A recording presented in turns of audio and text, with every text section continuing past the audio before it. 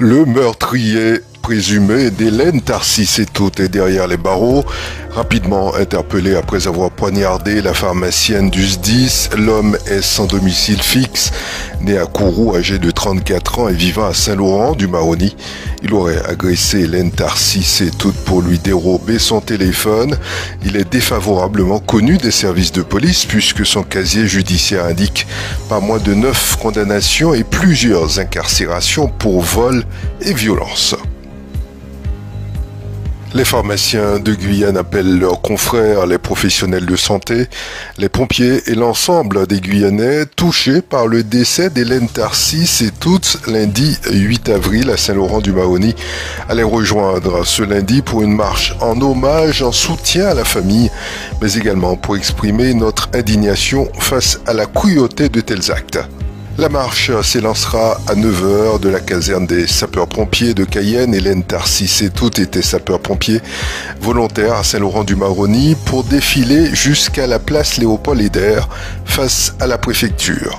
Les pharmacies guyanaises, à l'exception des pharmacies de garde pour les urgences, resteront rideau baissé toute la matinée jusqu'à 13h, toujours en signe de solidarité et de soutien.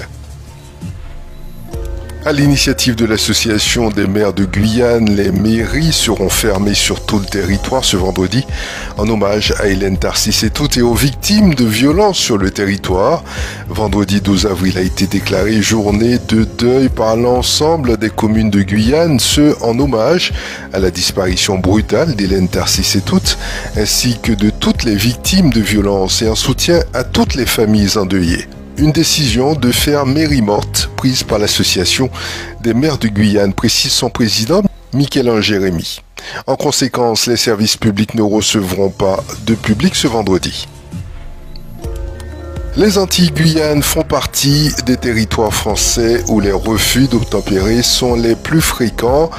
Les départements les plus concernés enregistrent en moyenne plus de 4,9 refus d'obtempérer routiers pour 10 000 habitants sur la période 2016-2023.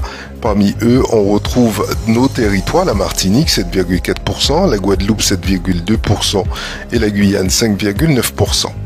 Les Antilles-Guyane se retrouvent aux côtés de départements de l'Hexagone, la Seine-Saint-Denis 6,4%, le Vaucluse 6%, les Pyrénées-Orientales et l'Eure 5,3%, la Corse du Sud 5% et les Bouches-du-Rhône 4,9%. Cette analyse statistique réalisée par le service statistique ministériel de la sécurité intérieure, SSMSI, se base sur les refus d'obtempérer enregistrés par les services de police et de gendarmerie nationale dans un contexte routier. En plein conflit territorial avec le Venezuela et avec désormais les intérêts pétroliers à défendre, le Guyana avait besoin de muscler ses moyens maritimes. C'est la France qui a été choisie pour la construction du navire qui sera le fleuron de la marine guyanienne. C'est la société bretonne Océa, après des années, qui remporte le contrat. Océa équipe de nombreuses marines du monde. Sa spécialité est la construction aluminium. C'est ainsi que sera construit le patrouilleur hauturier du Guyana, long de 58 mètres. Il est de la classe OPV 90, patrouilleur hauturier. Le montant de la transaction est proche de 40 millions d'euros, comprenant le navire, la logistique et 5 ans de maintenance.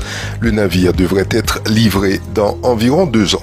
Les efforts diplomatiques de la France vers le Guyana n'ont pas commencé avec la découverte des gisements pétroliers. De longue date, le Guyana, qui fait partie du plateau des Guyanes, est l'objet d'attention comme son voisin, le Suriname. Les efforts de coopération ont été constants en faveur du développement du pays. Aujourd'hui, cette relation semble passer un cap après la visite du ministre de l'Europe et des Affaires étrangères, Stéphane Séjourné. Il y a 2 semaines, il a été annoncé la création d'une ambassade de France au Guyana en septembre 2025. Annoncée début 2024 par les autorités brésiliennes, la taxe pour immatriculer les véhicules étrangers qui entrent sur le territoire de l'Amapá, au nord du Brésil et à la frontière avec la Guyane, sera finalement mise en place à partir de septembre 2024, annonce le gouvernement local. La mise en place de cette taxe a été rendue possible par la publication des décrets du département des finances de l'État d'Amapá, datant du 11 décembre dernier. Elle établit un tarif de 395 réals, soit environ 72 € pour enregistrer, immatriculer et certifier les véhicules étrangers.